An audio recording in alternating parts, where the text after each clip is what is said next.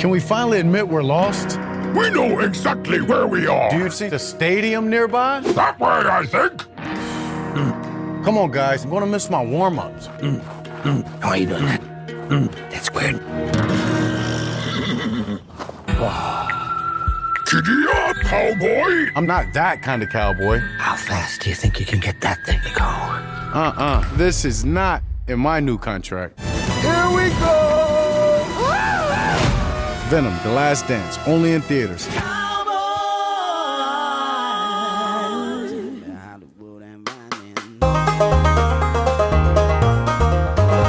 Hello again, and welcome to the One Star Cowboys podcast. Schedule's been a little wonky this week with the Thursday night game. We'll be back to normal next week, but we'll have the John weekly recap coming up Friday. But this will serve as our Pittsburgh Steelers preview. 2-2 Cowboys, 3-1 Steelers. But we got a lot to talk about with Saad Youssef, John Machota, and Kent Garrison. Make sure you're joined up on our Discord channel as well. Get those predictions in by Sunday at 7:19 p.m. Central Time. We have a chance to take John and I and my money, right? It's just like if you guess the score right and you're correct, we'll give you the amount of points. Has to be Venmo.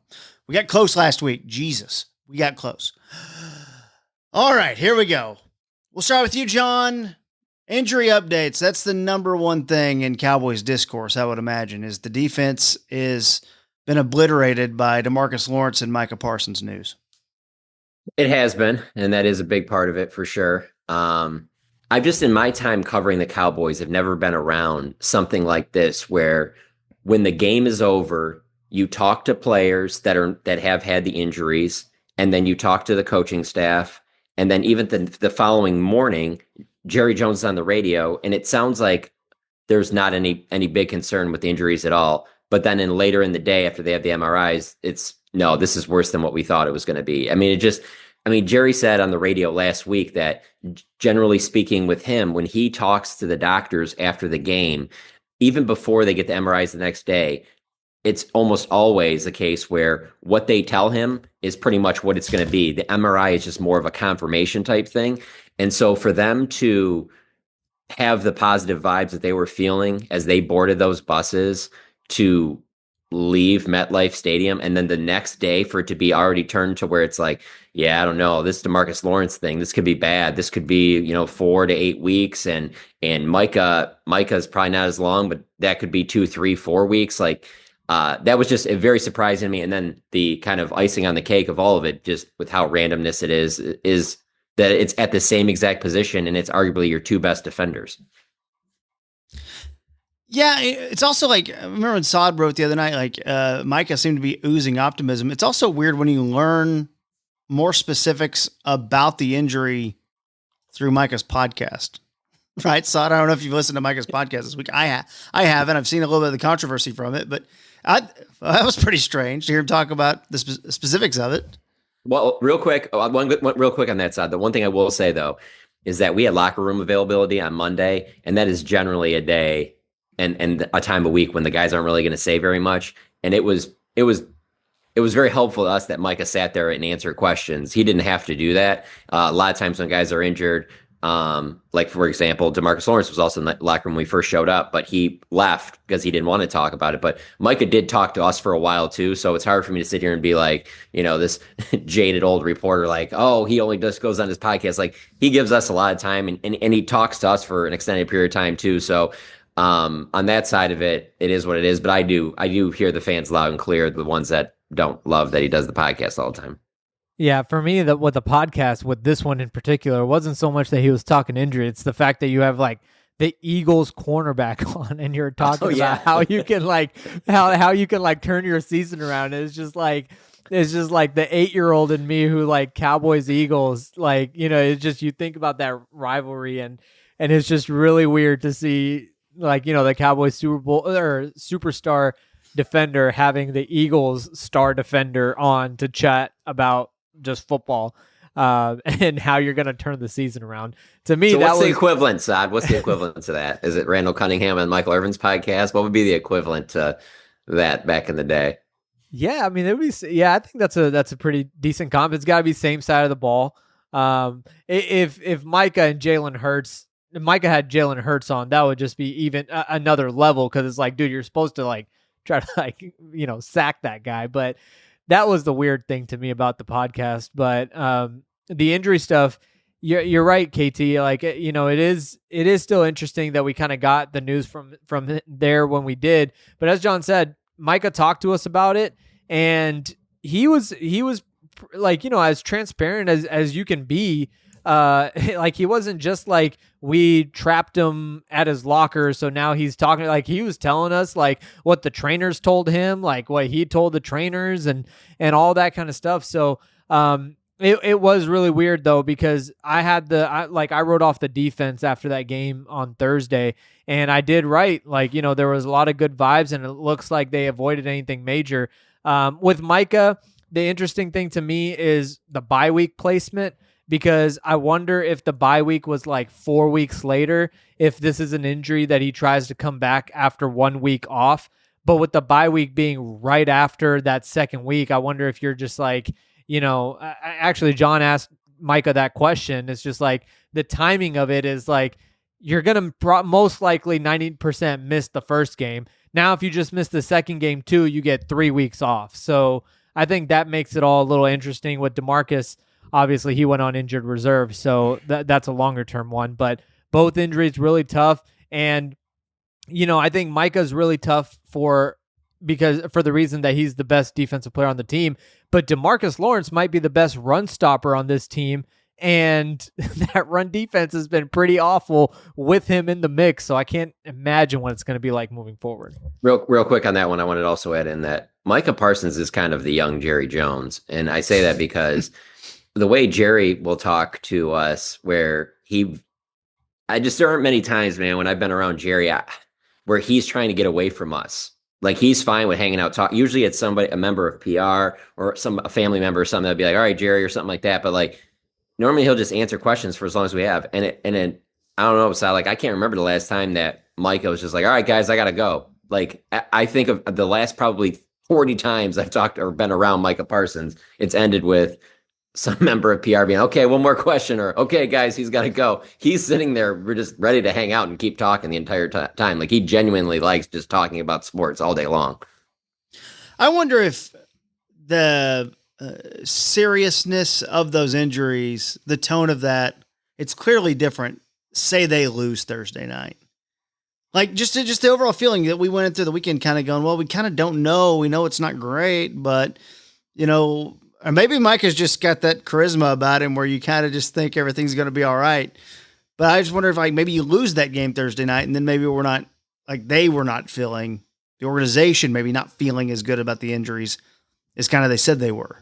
That makes sense? I don't know if you watched the Monday night game, the Detroit-Seattle one out of those two, but there was a point in that game where they showed and I don't know how I never heard about this, but that DK Metcalf suffered like a really serious neck injury. I don't know if it was in high school or college, and they had like a picture they showed of him in the hospital with a neck brace on. And it's one of those things where like it never fazed him. And when I'm watching, I'm just like, you look at him and you're just like, yeah, that's because this guy looks like he's built out of a lab. He probably doesn't even care what a doctor tells him. And the reason I'm saying this, because I do think to a certain extent, Micah feels the same way. I mean, Micah feels like that he's invincible, that he's never missed a game because of injury. The only time he's missed a game with the Cowboys is because of COVID. And he said on Monday that he'd never missed a game in Pee Wee or high school or anything like that. So there's a part of you, when you produce at such a high level, like a DK Metcalf, like a Micah Parsons, you do think that, oh yeah, I understand these other guys get injured, and I'll get injured a little bit, but I'll never miss any games. Did you have, as journalist, a problem with Slay being on Micah's podcast? Or, I mean, we all acknowledge it's strange, but it's kind of a new era. Me, as candidly a Packers fan, I kind of just go, cool, the Cowboys news. This is good. Like, for me, I just like eat it up. I wonder if maybe go to Kent. Kent, if you're there, like as Cowboys fan guy, did that bother you? Cowboys fan guy? Yeah, you're a Cowboys fan. Well, probably more than you three. That's for sure. Yeah. In terms of growing up in the Cowboys fandom and all that. Yeah, it is. It's definitely odd. But I think it's just a new age in the NFL. It always strikes me as odd when the game ends and they're all out there just hanging out on the field together and high-fiving each other and stuff. That's new to me. So I can even handle that. I can handle the podcast. None of that stuff gets to me. And Sad's heard me say this multiple times when we were standing there for the locker room. I'm not going to mention any names, but there's been, you don't have to dig back very far. This team has suffered, in my 14 years of covering them, 2 of the worst losses I've seen just within the last month. And after those 2 losses, seeing some of these players come a good 15 minutes after like players start getting in the locker room, well, maybe not 15, we'll say 10, because they had to exchange jerseys with somebody else. I mean, it's one thing after like, I don't even, to be honest with you, I can't even see doing it during a game no matter what, but to get blown out and then be, the locker room doors are already closed. And then you got to open them back up and go in there while you're holding the other team's jersey after they just demolished you the entire game. That's the one that I have not been able to adapt to at all. I cannot get past that one at all. Yeah, and for me, it's the fact that Darius Slay was on the podcast is probably the least surprising thing to me, because he's also the guy that got beat by Drake London on a last-second touchdown against the Falcons like 2 weeks ago, and then was at midfield right after the game laughing with Drake London saying good route. and I mean, if that was me that got beat on a route to end the game with like 20 seconds left, there's no way I'm joking and laughing it up with the guy that just handed me a regular season loss. So it's weird. I don't mean to sound like old man yelling at clouds, but like that is really weird. And KT, you're a Packers fan. Like, you just imagine just, whatever, like, Reggie White with whatever, Vikings player. Yeah. Like, we can go modern day. Like, anyone who would have been on a Vikings player podcast would have driven me nuts. So I understand the Cowboys fan who might be mad about this. And look, I'm not trying I mean, the Cowboys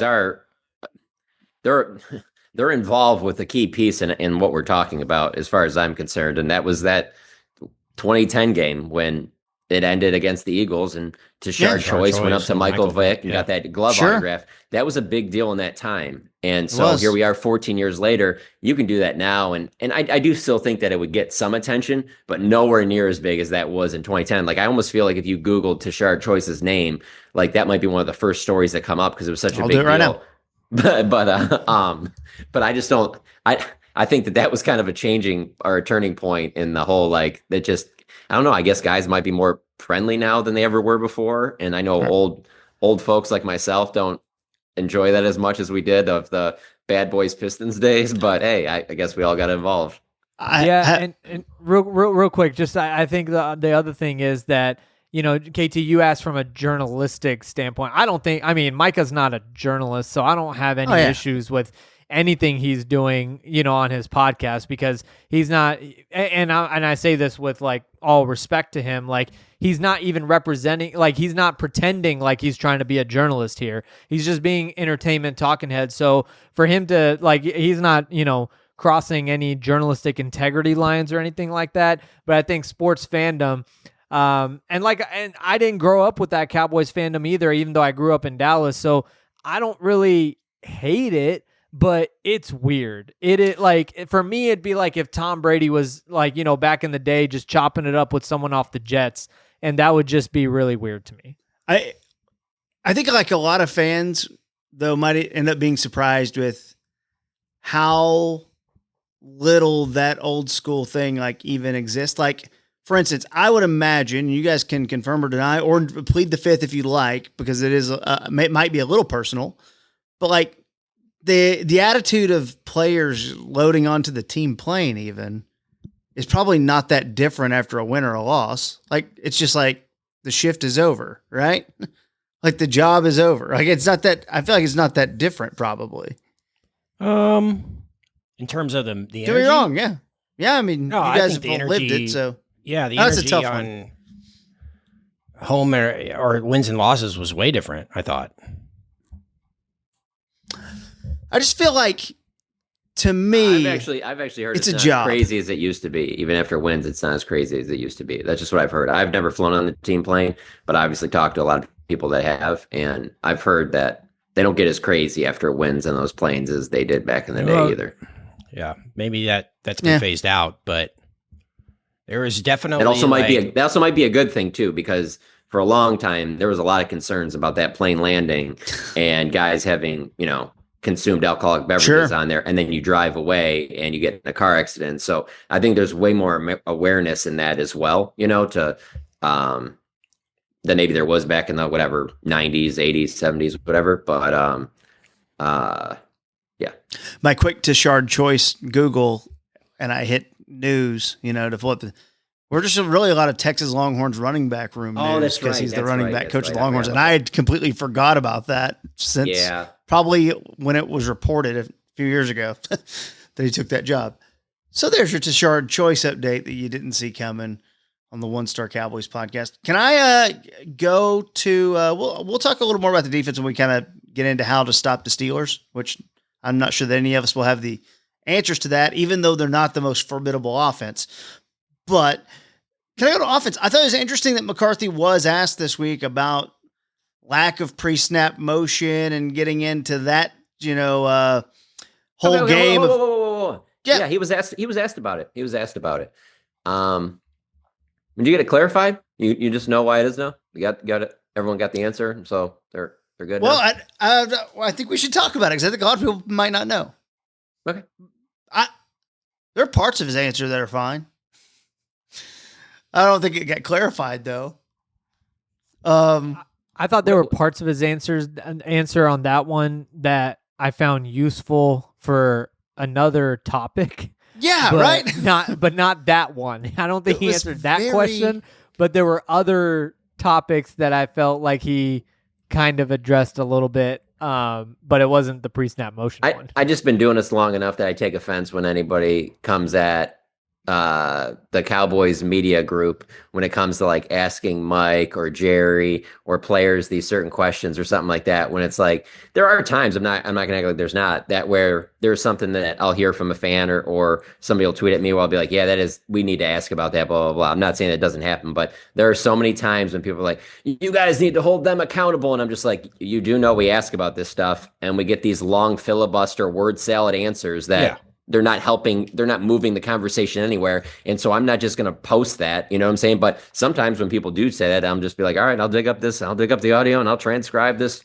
5 minutes of nothingness and I'll send it to you. But it's like, well, I'm not trying to withhold good information. Like if someone gives me something where I'm just like, wow, this is really, I'm trying to pump as much of that out there, whether it's on the podcast, on Twitter, on stories, whatever I'm doing, it's like, but I just found that interesting. And I think that struck a nerve with me just because I know people have been talking about that, and that answer I just did not feel like did anything to be where you're like, oh, okay, that's I got it. That's it. He did not earn the right to be defended, I would say. There's people who are trying to defend him. He quickly went into analytics, and it's a long answer, and it's really not worth playing on the podcast, to be honest. I do think it was a question that you wouldn't maybe typically see maybe this early in the season. You kind of wait and see how things play out a little bit more. But I think we've got some numbers to really go off of and some things to really look at. And I think just watching the game eyeball test, you're seeing tight window throws. You're seeing guys not get open. I think we have stats that show you that Brandon Cooks and CeeDee Lamb are not getting separation. And that's strange because CeeDee Lamb was number one in getting separation last year.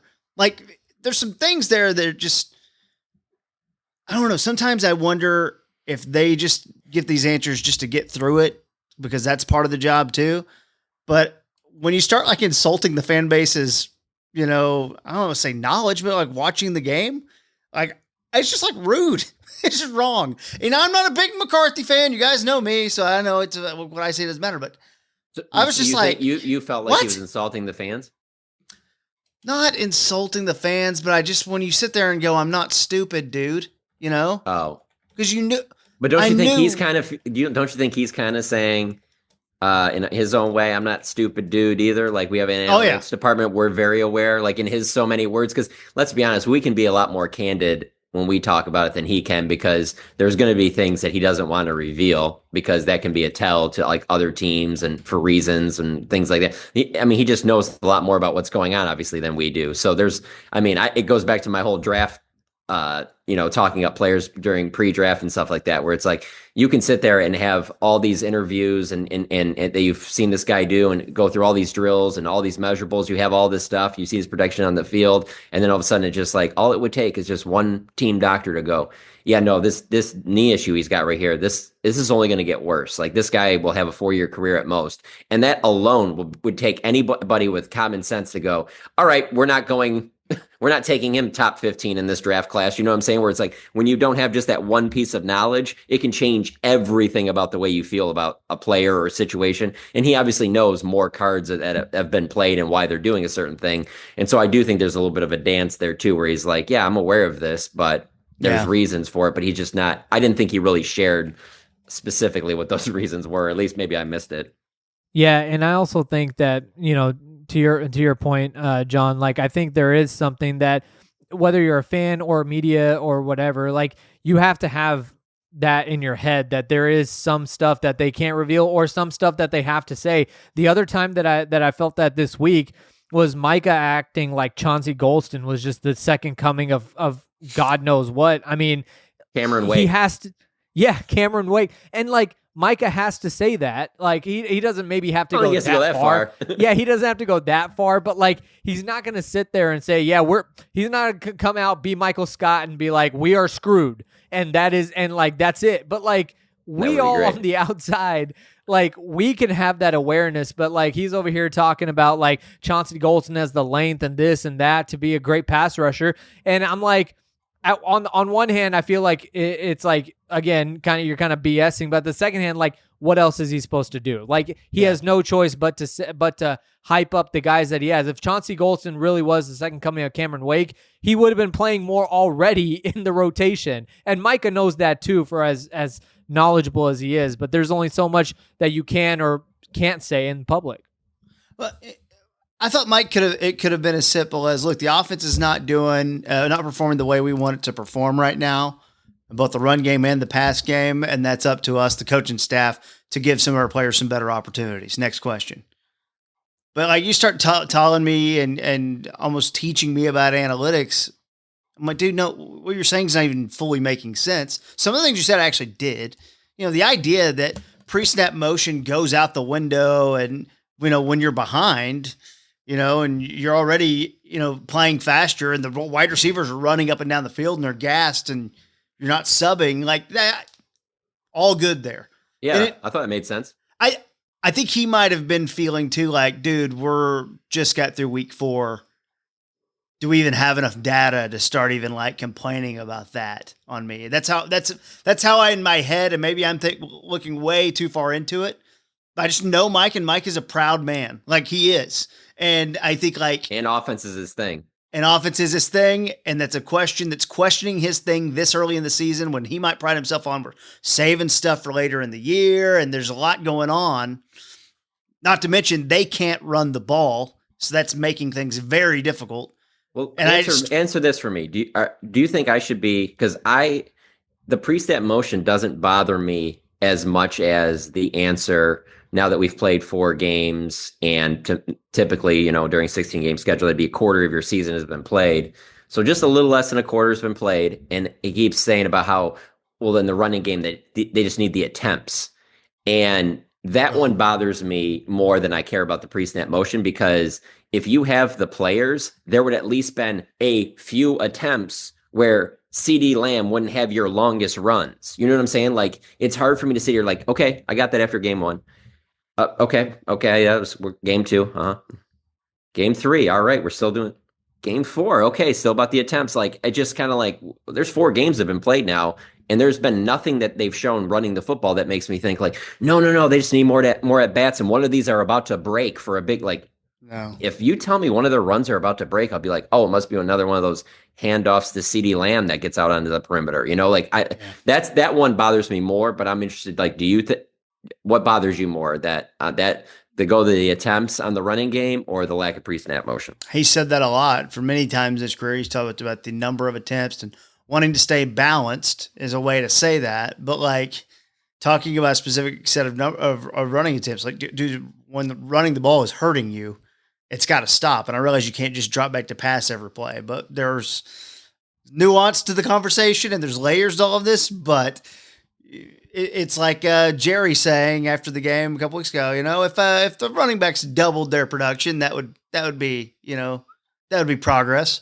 I'm just watching these guys like Kenneth Walker and Derrick Henry, and I'm just like, yeah, they're on teams that are better at running the football. But if you put one of those backs on the Cowboys behind this offensive line that has not been great this season, but if you did 4 games with one of those guys like a Kenneth Walker or Derrick Henry, you can't tell me that they haven't busted at least a couple runs for like 15, 20 yards, even without the attempts. They wouldn't have the yards that they have right now. They wouldn't be, have these monster numbers, but they would have given more than what we've seen from this running game. So that's where I'm at with this. I don't think it's just I just need to keep swinging. And these guys are going to start, Zeke's going to start busting 15, 20 yard runs and Rico's going to take one for 20, 30 yards. Like, I'm just kind of like, I don't even see this.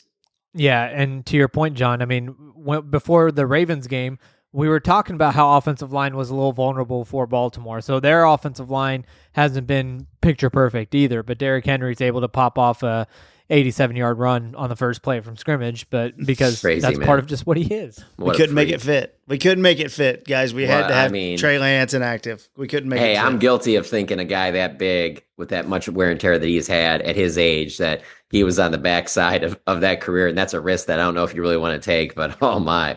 That was a risk that was worth taking.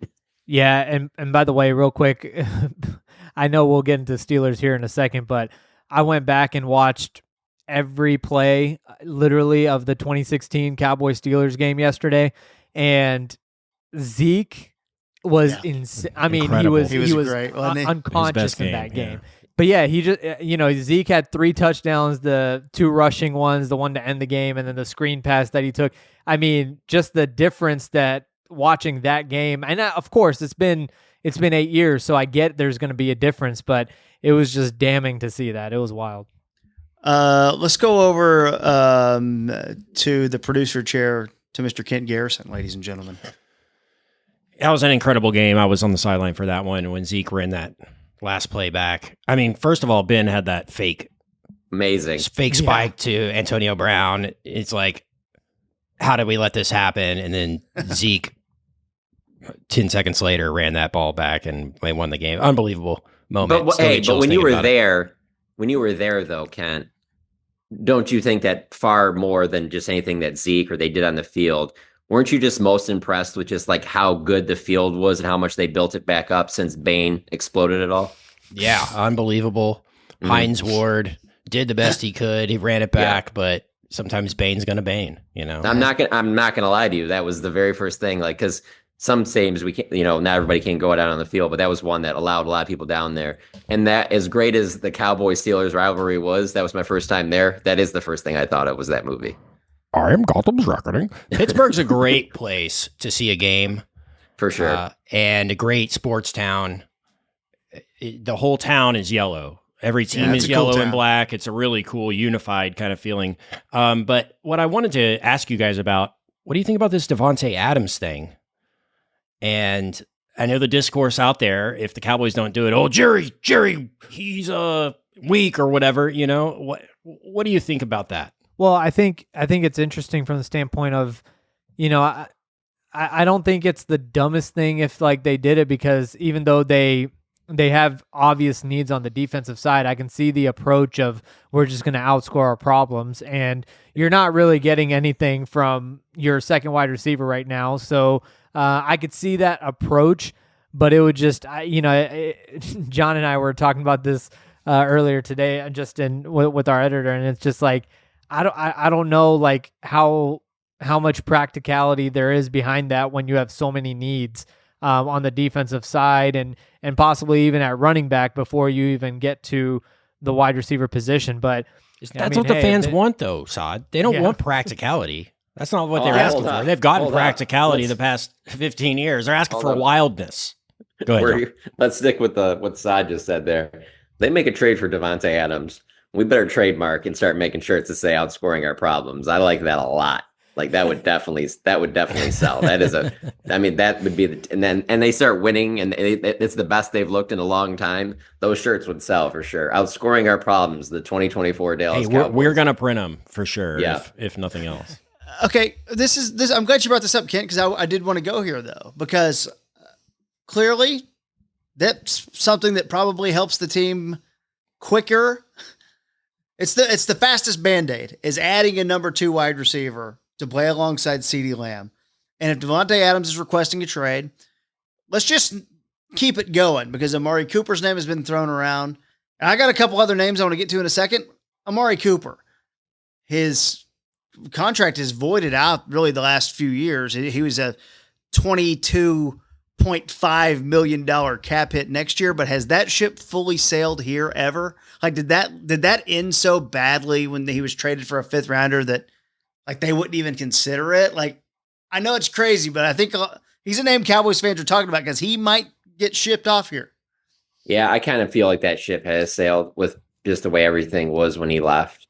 I think that it's probably unlikely at this point, but whether you talk about Amari or you talk about Davante Adams, I get why fans would be interested in it because it's actually adding either one of those players is, I guess, for a lack of a better way of describing it, somewhat affordable because you're not having like fixing their problems right now would be, oh, Raiders. Yeah. Oh, you guys calling for Davante Adams? No. What do you guys want for Max Crosby? But see, like, that's not realistic because that's going to be several ones and whatever, and or calling a team for their stud defensive tackle. Whereas if you could get Davante Adams for a 3rd round pick, I mean, that to me makes a lot of sense. And whatever Amari would be 5th round pick or whatever later. Yeah. For what this team, I'm not saying that wide receiver is their biggest need, but it certainly could be something that would improve the rest of the team. But I also say I kind of feel that way a little bit about running back too. I don't think running back is a super expensive position. I just don't know, who they would go out and try and get because the names of running backs being available isn't close to the level that Amari Cooper and Davante Adams are right now. Yeah, the running back trade market will be very unclear. The wide receiver trade market is actually kind of very clear. Someone is going to trade for Davante Adams, and it's probably going to be a team that makes a good run in the playoffs. And I think that's the thing that's going to hurt is no matter what happens, you're always going to look at that. Well, if the Chiefs were able to do it, or if I don't think the Eagles would be interested, but maybe the Commanders or someone like that were able to make that trade, then why weren't we in the mix on that? And I understand that. I don't have a ton of interest. Davante Adams is one of my favorite NFL players of all time. I have a lot of interest in taking on that contract at that age. And there's a lot going on there money-wise. It doesn't make sense, but I am interested on a couple of guys on expiring contracts. If the Carolina Panthers fully fall out of the race, and I say that tongue-in-cheek sort of, but Anthony Dalton has given them some hope, and if they go beat the Bears this week, okay, the Panthers aren't good. We know that. But Deontay Johnson is a name of a player who I do think could help you. It's a guy who gets open a lot, and he is a free agent after this year. And what's Carolina going to want? At some point, they're just going to want to collect assets because he means nothing. So that could be 4th rounder. That could be. Well, that makes a lot of rounder. sense too, because Stephen Jones said, I think it was last week, that it just would be very unlikely that they would make a move for a player who is signed beyond this year. So that would make a lot of sense for sure. Expiring contract guys. T. Higgins is another name. We'll see. I mean, we still have these. There's enough there in Cincinnati that they can fix that and plenty of time to get right, even though their defense has been atrocious. But T. Higgins and Deontay Johnson are names, and that will all be guys who will get moved after Davante Adams gets moved. And then we'll see about Amari Cooper and you throw that name. Where are you on their win total right now? What would you project at for the Cowboys this year? Cowboys? I'm still around 9 or 10. Boy, I've faded quite a bit. Let's see here. Yeah, probably 10 is probably too much. Okay, I'm at 8 or 9. Boy, it's a struggle bus for me to get to 8. I mean, these next 7 games, you could practically choose them to lose every single one. I'm not saying they will, but these next 7, like on a 1-game basis, they could lose every single one of these. Yeah, I don't even know why I would even say 10 because I'm not even factoring in we don't know when DeMarcus Lawrence is coming back, and when Micah does come back, what type of a shape and not shape, but just like, how is the injury bothering him at all? Is it something that lingers? Maybe I'm probably closer to 8 right now. The reason I'm going to guess to 8 and 9. And I'm bright siding it. I'm getting us to 8 and 9. And what is it if they added Devontae Adams tomorrow? I think that absolutely changes everything. Okay. I truly do that. Like 2 wins? I think 3. Wow. I think everything gets so easy on offense for you. I really do. I mean, he changes everything. You can't double CeeDee Lamb anymore. Are you going to try? Okay, well, I'll just throw it to the other guy who's going to get open on every play. It changes everything. It makes things so easy for Dak. It could have opened up the run game. I just think that changes so much. So, yeah, I mean, I think that's the difference. And here's the thing that I keep going back to, and we've talked about this a million times. Okay, win the division, whatever, all that. The NFC. The Vikings are 4-0, and the Vikings just smoked my team the other day, up 28-0 in the first half. My team didn't have their top 2 quarterbacks, and they did not try their hardest. And this is also what happens when you have a kicker that sucks the air right out of the stadium, because Narvison's not an NFL player. So get off my team. Give me Garibay. Point is, 28-0. Then the Packers come out in the second half and start hitting Sam Darnold. And then you saw bad Sam Darnold. I'm telling everyone, this Sam Darnold thing might be good enough to get the Vikings to the first round of the playoffs this year. It ain't real.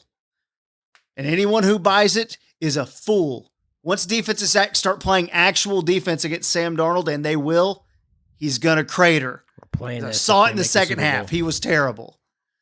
Yeah. So watch out. 4-0, not real. Tampa Bay, I ain't scared.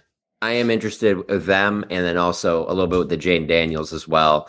When you get to the second half of the season, when there's, maybe a little bit more tape and things out there, they're going to do things like, I just saw it with like Dak throughout his career, where they're going to take away certain things the more you see of that player, and not allow as many big plays and things like that. I mean, Jaden Daniels obviously has been a stud. I'm not taking anything away from him, but I also do wonder about that as well too. Like all of a sudden thinking like, oh well, like Washington's just going to run away with this division. No.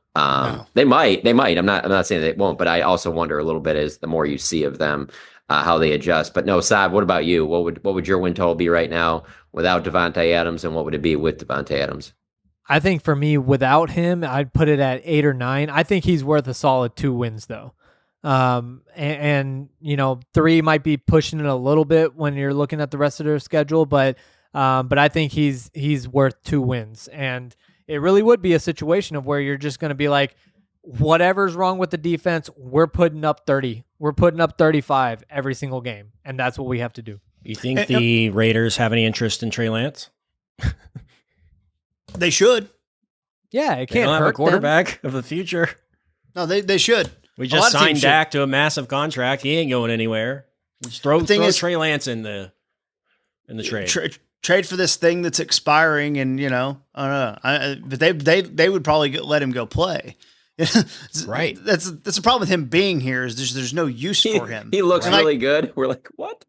We don't have the and when you sign CeeDee Lamb and Dak, which by the way, 2 moves I absolutely agree with, you are putting yourself in this mode where you don't have a lot of business in trading away minimum wage assets like draft picks. But quick fix this thing right there with Devontae Adams. That is the biggest human Band-Aid possible for the Cowboys. The other thing that I think it makes a lot of sense, like it might not be wide receiver, but like we've seen how our division rival and podcast friends, the Philadelphia Eagles, we've seen how they attack things. They're aggressive. They're aggressive because they have faith, and being aggressive won't absolutely tank them. Like they have faith that they are savvy enough to do the right things, both drafting and free agency and trades, whatever, to where it'll never tank them. And that's why they make aggressive moves. If the Eagles are still on the cusp, and who knows, they got the bye week this week, and everyone in Philadelphia wants Sirianni fired right now. Their pets' heads are falling off. But in week 9, we're talking about a different team, and they're kind of making a playoff push. The Philadelphia Eagles are like a team where they would make an aggressive move for the sake of making it, because it juices things up a little bit and gives them a shot. The NFC is so wide open. for you to not participate, especially in a year where Christian McCaffrey may not even play too, for you to not participate in anything that could help you win is borderline insane because you're kind of there already while not even being that good.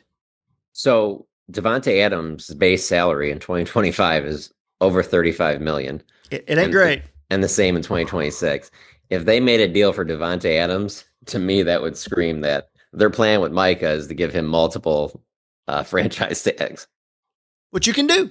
You can. No, you can. It would be interesting. Like, I don't know how they could afford all that without putting him on franchise tags. And even with that, I don't, it would be interesting for sure. Big signing bonus and push it all into the future. That's what they do with everybody. Just keep pushing in the future. It'll be fine. Somebody else will take care of it. Yep. There was a thought that I had that John just bringing up the plan with Micah. I had this thought on like Saturday, 2 days after the injury. I'm just like, what if Micah's agent is just looking at him and telling him, when I tell you next spring to hold out or what you got to do and why we need to secure the bag, when we need to, like, this is what I'm talking about, because you can get hurt. Look at what happened to you. Look at what happened to Lawrence. Like, and I feel like whatever Micah wants to do, even though he might want to be there and whatever, and he's talked since last year that he doesn't even want to talk contract extension because he's been betting on himself this year. And I just wonder if his agent looks at that and be like, hey, this is the risk that's at play. And to your point, there's also, there's a part of the Dak Prescott ankle injury where you're like, man, that's his mentality, tough guy to fight for those extra yards. But man, you're the quarterback of the team. You just got to go down. Don't fight for those extra yards. And that ends up leading to that ankle injury. So there's at least some of it where you could be like, maybe this could have been prevented a little bit if you did this or something like that. There's none of that with Micah's injury. Micah's injury, that's Sunday in the NFL. Like guys rolling up on guys, especially pass rushers. Like there's always going to be bodies around you like that. So it's not like it's an injury where you're just like, yeah, but how often could that happen? Oh, that could happen quite a bit. Like that's not that uncommon for an offensive lineman to fall on the back of a defensive lineman or another offensive lineman's ankle like that. Yeah. And I want to go back to something like on Micah. Micah can hold out if he wants. These are all decisions that Jerry can make when he's 82 and then when he's 83. And Micah's not going to accept the franchise tag. Okay. And just not play. Like that's never worked for a player. Yeah. Le'Veon Bell is our only case, but I don't think the Cowboys would do that. I do want to go to something real quick on Devontae Adams. You said, if you wanted him, and this is just like a quick fix thing, or we're going to try something, he's not guaranteed any money in 2025 and 2026. So you could cut him. Now you would have to eat over the course of 2 years, $15 million of dead money. That is not going to happen. That's just not how they run things. But go beat Pittsburgh, upset the Lions, 4-2 going into the bye week. Devontae Adams is sitting there. People are buying jerseys. Jerry's pumped. Sorry. You want to go beat the 49ers after this bye week with our new weapon? I bet you do. And again, the other names that we mentioned, Deontay Johnson, T. Higgins, there'll be more that kind of, those are names that make way more sense. The other thing is in the NFL, like the trade deadline's tough because so many teams are in it. So but does Deontay Johnson and T. Higgins, do they give you 2 more wins like Devontae Adams does? Is it even worth going down that road? I think those feel like significant upgrades over Brandon Cooks to me right now, but I could be wrong, and that could be an offense thing. Yeah, Deontay Johnson. T. Higgins, I don't know about Johnson. The thing about their offense that, to me, when you had that same receiving core last year, even though I do think Jalen Tolbert's better this year than he was last year, but when you had that receiving core last year, you also factored in that you had a pretty productive youngish back in Tony Pollard. So when you take away that weapon on the offense, it really does make that receiving core and its lack of production just really glaring. We're kind of in this like hole that you're kind of sitting there going, okay, well, we got to keep our head above water, on defense. And we have this bye week here. Let's go beat the Steelers on Sunday night. And then what happens with the Lions? Like, that's how we practically think about it. And NFL players clearly don't think about things like that. coaches and stuff. They just got the next game and they go game plan and get ready for them. But us, it's fun for us as, covering the team and as fans to prognosticate a little bit. Let's talk about these Steelers for a minute. 3-1. Lost to the Colts and stinking Joe Flacco this week. They'd given up 2 touchdowns total in the first 3 games. Then they give up 3 to Joe Flacco. And one of the greatest post-game interviews of the year so far, where Joe Flacco was talking about being about the same age as Anthony Richardson's mom. Just wonderful. Their guard, James Daniels, tore his Achilles. So they're down a couple offensive linemen. And it's really kind of just get through it. Justin Fields, create what you can on offense and please don't fumble. And then we'll just kind of hand it over to our defense. So I don't know about you guys. And let's start with you, Sada. How are you feeling about the matchup against the Steelers?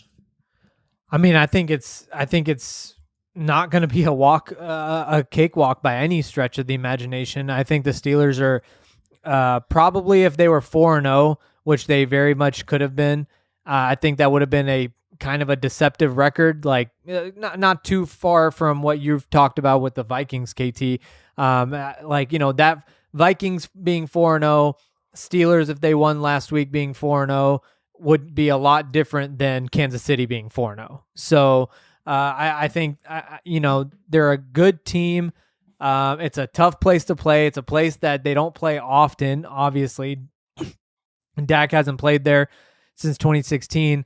I think, I think possessions are going to be at a premium, and they're going to have to capitalize on all of them, on every possession they can on offense. One thing I mentioned that I was looking back on when I was watching that 2016 game, Dan Bailey was absolute money in that game, and he was so good. And I think it's going to be interesting with Aubrey, just because that's a tough field to kick on. And I'm curious to see how Aubrey's going to be, what his range is going to be on that game, in that game. But I think the offense is going to have to move the ball a lot better. Before I let you guys take it, I want to ask you a trivia question, because I'm researching some stuff for my story on Friday, which I'm doing on the offense. But how many plays did the Cowboys run inside the 8-yard line? 3. Okay. Not many. Well, first, let me ask you this. Which team probably ran the least there? Inside football? the 8. Yeah. Carolina. No. That's a guess. I don't know. Yeah. That's a good guess. Yeah. But the Dallas Cowboys were 32nd. They've run 3 plays inside the 8-yard line in 3 weeks. They don't get down there, and when they do, they've had penalties back them up, such as Tyler Smith's holding and then CeeDee Lamb fumbling and that whole sequence. They first of all, they need to get down there, and then they need to actually punch that ball in. They can't settle for field goals. They have to score touchdowns, and I think that's going to be vital. There was that one. Was it the Zeke touchdown in Cleveland? Yeah. Okay. Yep. That seems like a long time ago. It sure does sound like a long time ago. This thing, life comes at you fast, dude. That's my problem with the Steelers, that I'm just kind of like, I know they didn't run the ball great against the Colts in their last game, but they're just, with Fields and Najee Harris, Cordell Patterson, Mm-hmm. You could just see them running all over the Cowboys defense. You know what I'm saying? It just, there's a part of me, I don't think Justin Fields is the greatest quarterback, but he certainly is mobile. And then I have this, I tell Sal this all the time. There's just certain organizations in the NFL that I just, you're like, oh yeah, this is a top 5, whatever, 10 organization. And for the longest time, I always put the Steelers there as well. You're going to get a really solid game out of them. And maybe it's because they don't play the Cowboys a lot, but I just always feel that way. Whenever I watch the Steelers or going into a season, and I know they haven't been great the last few years, but I just always feel like they're just going to be very well coached. They're not going to beat themselves. They're going to run the ball well and play good defense. And kind of if you do all those things against this Cowboys team, I don't know how you lose. They try to run the ball, and their numbers aren't terribly different than the Cowboys on running the ball. Now they've had Jalen Warren hurt, who's kind of their change-up guy. We're going to see a lot of Cordell Patterson most likely. which is crazy. And Najee Harris, to me, is, he is what he is, right? So there's not a lot of big explosive plays in their running game either. And the weapons, you're sitting there, okay, George Pickens is their number one. They were hoping Van Jefferson would be their number two. They signed him to be that. He's got 150 yards through 4 games. They will throw it to their tight end Freiermuth underneath a lot. They don't do a lot of explosive things, but Justin Fields is an explosive player, and I don't know how you wouldn't have nightmares to the Baltimore game. It's just this team rested an extra couple days, even though they're going to have 2 guys out on defense that just change everything on defense. It does make you a little concerned, but it's kind of right there for you. Justin Fields, if you can cover up George Pickens, he doesn't have anyone to throw to. So I kind of end up there, and I think a lot of this goes back to what we've been talking about, where if the defense is what it kind of is right now, and then these injuries are going to happen, what's the offense going to do? Pittsburgh's got a very good defense. I'm worried about Tyler Guyton, fellas. And we add what might be one of the toughest runs to open a season in terms of who you have to play against. Well, TJ Watt doesn't help things, as he'll be in the mix. Patrick Queen, Micah Fitzpatrick, they got stinking Cam Hayward in the middle. There's a lot there, but I'm worried about my left tackle. Our center's held up nice so far this year. I'm worried about Tyler Guyton. Maybe not long-term worried, but just don't get my guy killed. I guess Please. It's all about what your expectations were for him going into the season. I did not think he was going to come in and beat Tyler Smith, but I didn't think Tyler Smith was going to come in and beat Tyler Smith either, though. I just feel like with young offensive linemen, you're going to have growing pains, particularly as a left tackle, and particularly as a left tackle that had never really played left tackle before this season. So I don't know. I guess maybe I should be a little bit more alarmed than I am, but I just feel like there's going to be just some take the good with the bad type thing, where it's he's a rookie. There's, he's grabbing a little too much, getting too many holding calls, things like that. How you could have taken care of TJ Watt is you could just drafted him yourself. Sorry, we can't do this whole pile up bringing that up, but no. But also I do think if they do draft TJ Watt, I don't think they have Micah Parsons. That's probably true. So yeah, that's probably true. Can we move past that or no? I don't think we're allowed to move past it just because of the career of Taco Charlton. Well, what's Taco doing right now? I'm hanging out. It's Taco Tuesday. We're recording this, by the way, on National Taco Day. Nice. Also, I think the reason why people have such a hard time letting that one go is because I just remember there being such a wide consensus on draft night. It wasn't one of those things where every single time you draft someone and you look at the 2 guys next and you're just like, oh my God, how could you no, I mean, there was a lot of people that wanted TJ Watt when they drafted Taco Charlton. So I think that's why a lot of people hold that against the Cowboys quite a bit. Sure. I also remember that very well as a person who roots against the University of Michigan. So let me use another University of Michigan guy here to make this comp, because there have been a lot of comps made between these 2 gentlemen, and that's Mozzie Smith. And I will say this, off that Mozzie Smith draft, when they drafted Mozzie Smith, that seemed way earlier than when they drafted Taco Charlton. Taco Charlton, to me, was if they take TJ Watt there, Charlton's gone within the next 2 or 3 picks. That, to me, wasn't as much of the reach that maybe, and not that Mozzie was a reach, but that one felt a little early. When they took Taco, it definitely was not who? What are they doing? It was probably, maybe a couple more picks later, this makes more sense. Sure. But this fits what Rod Marinelli wants because he fits that system a little bit more because of his body type and whatever like that. So that's the only reason why the revisionist on it, I'm kind of yeah, but he was a guy that a lot of people did like at that time. I mean, that was right around where Taco was going to get drafted too. So Mozzie's seen as not yet the sum of his parts, but you guys just give it a couple years. Going to develop these guys into some badasses. Coming off his best game. Taco, Birmingham Stallions, his current team. Trivia. He's available.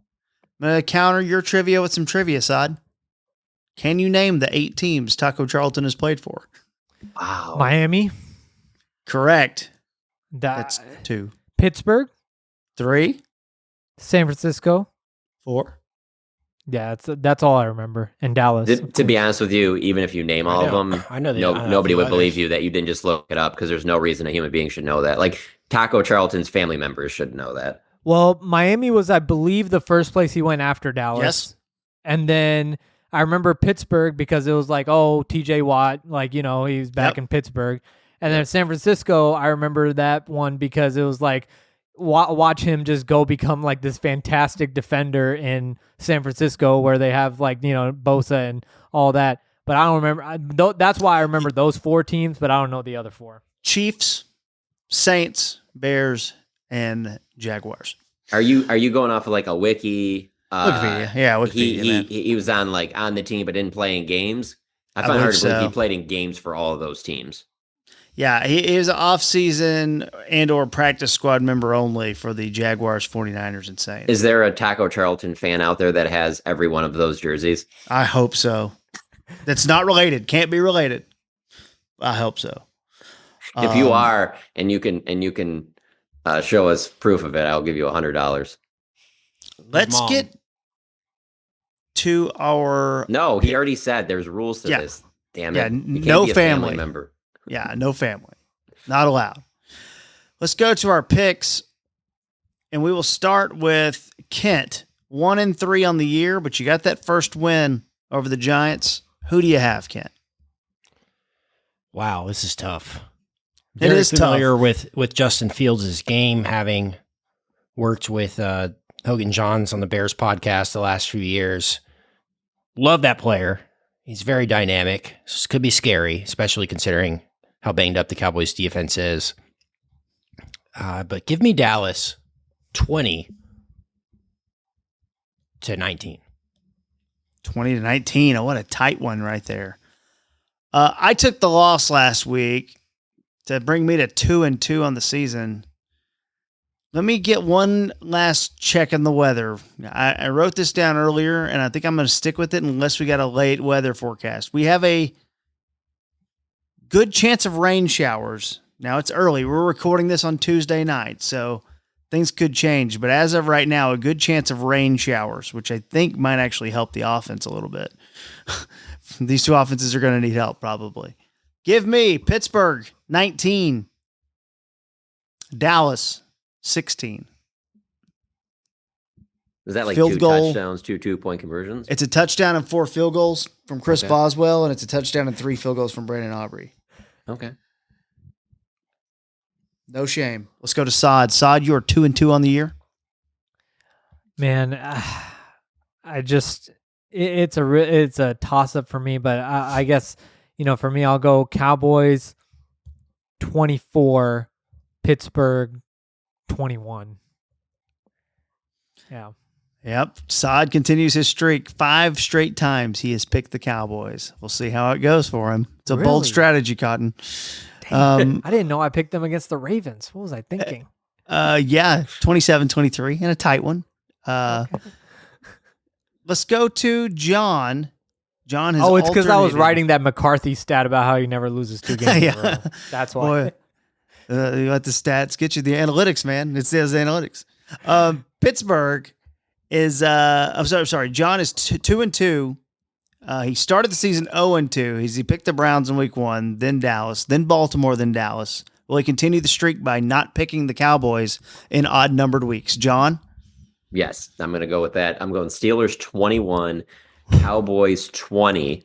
I do think this will be a great game. I think it'll be in great uniforms, by the way, too. Oh, I mean, it doesn't get wonderful. much better than this. But anyway, what if the run defense looked better without DeMarcus Lawrence and Micah Parsons? The chances of that happening are just slim to none. But could you just imagine if that happened? Like just the criticism, if it's like the best the defenses look like, not obviously rushing the passer, but shutting down the run, and everyone's just kind of like, wow, how did that happen with Chauncey Golston and Carl Lawson shutting it down in there? That would. I be feel wild. like this is probably a good game for this to happen, because the way to stop Justin Fields is to play really good fundamental defense. So Yeah, that that's a good needs to be point. in their mind, is just go Yeah. do your job, and that just keep him contained and don't let him get creative, and you'll be fine.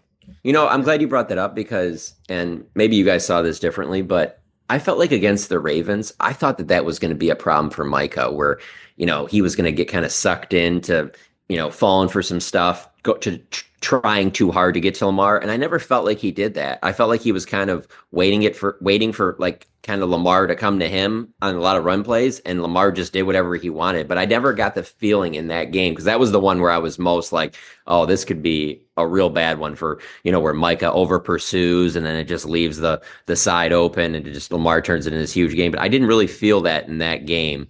But I do agree with you, Kent. That is an interesting point where could be one of those games where just contain your edge. Don't let him turn a nothing play and all of a sudden some huge big gain, I do wonder if this is also a game where you go back. The question was asked to Zimmer, I believe, about, in the context of what you did with Lamar Jackson. I just think Lamar Jackson is such a unique freak that it's disrespectful to Lamar to put Justin Fields in that conversation. But I think you can put him in the conversation with Deshaun Watson, the way you handled him in week 1, and maybe you have overshown spying on Justin Fields or something like that. But see, I think Fields is a lot better mobile quarterback than Deshaun Watson is. I just think of Deshaun Watson as I think of Deshaun Watson, like, to me, I feel Deshaun leans more to winning from the pocket, where I feel with Justin and Lamar, if you took away the running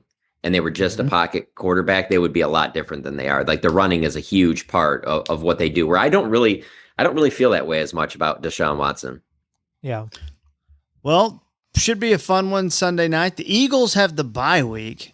All right. So, that's why Darius Slay had plenty of time to jump on Micah's podcast. Why didn't you get CJ Gardner-Johnson on the podcast?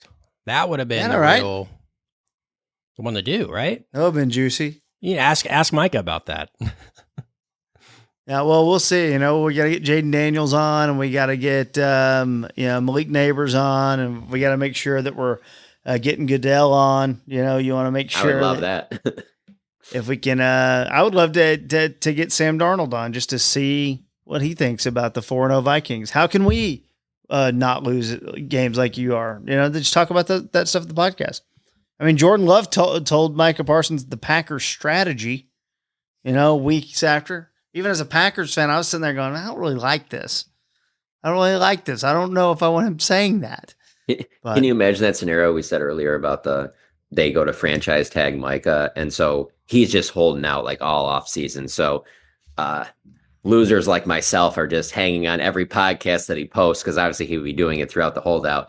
And out of nowhere, he just has Jerry on the podcast. Like, doesn't that seem like something that would happen in this world? Oh my God, absolutely, it does. That'd be amazing. I wouldn't be surprised if he became a rotating panelist on First Take during his holdout. Like, it would not surprise me at all.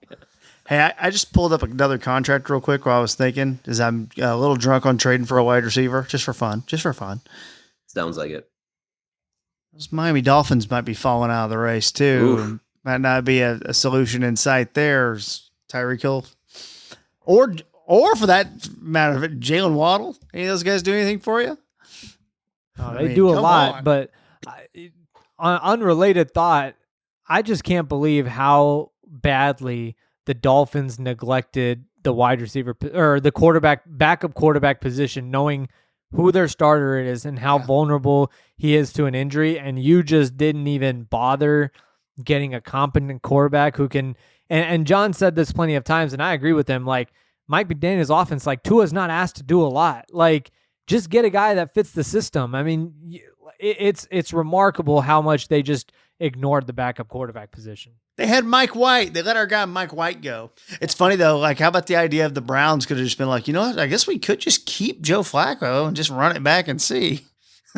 Hey, since you come up with these hypotheticals of the wide receiver, let me end with one of my own, just because it's had me thinking back to training camp. Can you imagine if the run game was struggling and they got into, we'll use Saad's example of, what did you say, was Saad inside the 8-yard line? Yeah. First 3 weeks. And they brought in Micah to run it, and he got that ankle injury running the football.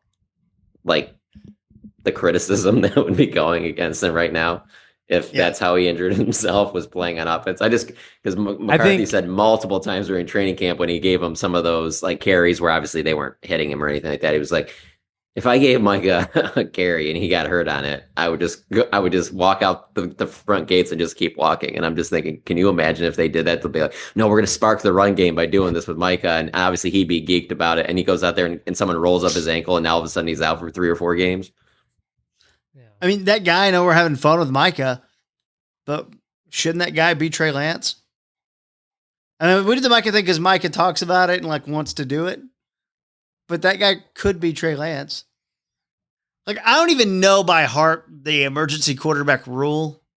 And we talked about this on the last podcast, I think, or a long time ago. We talked about this. Yeah, to use him, I think he would have to be the active one. Okay. Because I don't think you can just emergency somebody so then you could be like a Taysom Hill. And then I think he would have to be active if you're going to use him in that. And then if he got hurt and then Dak got hurt, you need a quarterback out there. Then that's when you would go to Cooper Rush in that situation. But I don't see them. I just don't see Mike McCarthy doing something like that. I would love to see it, but I don't think he would want to see that. Okay, but we now have big time reason to believe. Well, a couple things I was like. We have big time reason to believe that Devontae Adams is not hurt and just didn't want to play last week. We know this. Jordan Phillips was not hurt, but he went to the injury. So why wouldn't you just have Dak and Trey Lance be your quarterback? And if worst case scenario happened, Dak got hurt, then you fake a Trey Lance injury and Cooper Rush comes into the game. And then it's fine. Like everything's good. It's manipulating the roster, but it's using every asset you have. Coach, I got this. No, your knee hurts. Your Go ankle down to hurts. a knee. And you know what? We can say that because we gave you a couple carries. But Dress we Trey gave Lance you up in 2. somebody else's uniform, and they don't even know it's Trey Lance. But coach, I can be the quarterback. I can win this game. Your knee hurts. But it is to make that trade. God, I can't believe it's coming back to this. This is like going back to Amari Cooper a million times when he was traded for a 5th rounder. To make that trade probably as leverage and then decide, okay, it wasn't the leverage we thought. And then he's just going to stand there and then he's going to go away when the season's over, but we didn't have I think room it was a good. I get it. I know you hate it, John, but it's true. I can't say that that's true because I think there's also a part of Jerry that felt like, let's give him a full year with Mike McCarthy and see if we can see some growth. I'm not saying that all of a sudden you're just like, oh, we got our franchise quarterback now.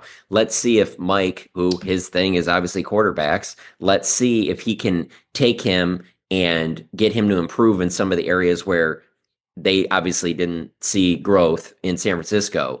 And if they saw some of that, I think it's a little bit different. It just, we haven't seen really anything that would make you think there's some growth there, but that doesn't mean that you should never try that because he obviously was somebody that, again, just like the Taco Charlton thing, like if Trey Lance doesn't go at 3, he's going in 4 or 5. Like it's not like it's what are we doing here? So I can see how a new coaching staff, particularly one that the head coach is a quarterback guy, would, if you're the owner and general manager, being like, let me just see what it looks like if we can put him with Mike and let's see if there's any progress there. Let's see if anything comes of it. And also it's an organization that did find their last 2 franchise quarterbacks, ones that have made Pro Bowls in the 4th round and also as an undrafted rookie free agent. So it's like, I just hate to just hindsight 2020 because of the fact that Trey Lance isn't better than what we saw him in San Francisco.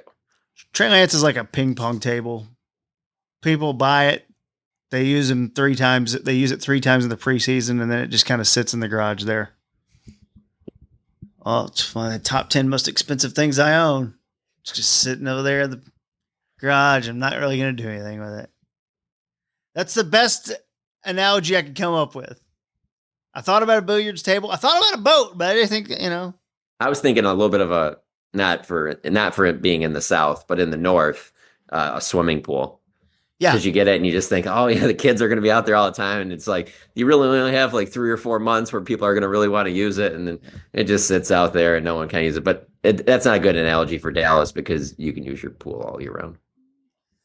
Well, we did enough damage here. We did. Can't believe it ended on. I'm proud of the damage. We'll see what happens Sunday night. John and Saad will be live in Pittsburgh. Make sure you check into the weekend or end of week recap podcast as well. And sign up on that Discord. Or I say sign up. You can log into it. Discord channel for the One Star Cowboys podcast. Under the picks and predictions tab is where you can leave your pick and try to guess the score of the game. If you are correct, the first person who is correct, you will you'll get mine and John's money. We'll Venmo you the number of points scored. I think it's going to be a low number this week, though, kind of like last game. But thank you all for listening to us. Make sure you're checking out Sod and John on The Athletic with tons of great coverage. I enjoyed John's piece on ranking the position groups, some content we actually didn't get to on this podcast, but it was very not good. easy. Is it a good or bad thing? Low Special bar. teams is number one. Spoiler for what number one is on that list, but go check out the rest. Sod and John will have you covered all week. Go ahead and give that Mad About Movies podcast to listen to, as the Joker sequel comes out this weekend as well. Cannot wait for that. Kent is going to be out Friday night, full makeup. Oh, dude, Harley I don't know if you Quinn can do makeup. that. Yeah. That's edgy. That's edgy of that the way that movie goes. But and that's our Batman tie-in to the formerly named Heinz Field, because now corporate sponsorship has ruined that stadium. For John, Sod, Kent, I'm Kevin. Follow us on Twitter and all the places as well. Apple, Spotify for the podcast. Log into that Discord. We'll see you next time on the One Star Cowboys podcast. Goodbye.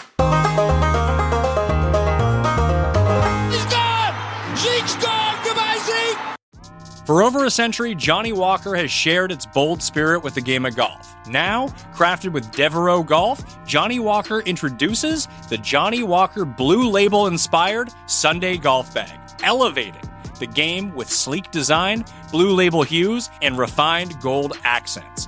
Celebrate your hole-in-one with a premium Sunday bag crafted by Devereaux Golf. Submit proof of your achievement to johnnywalker.com/blue-in-1. Please drink responsibly.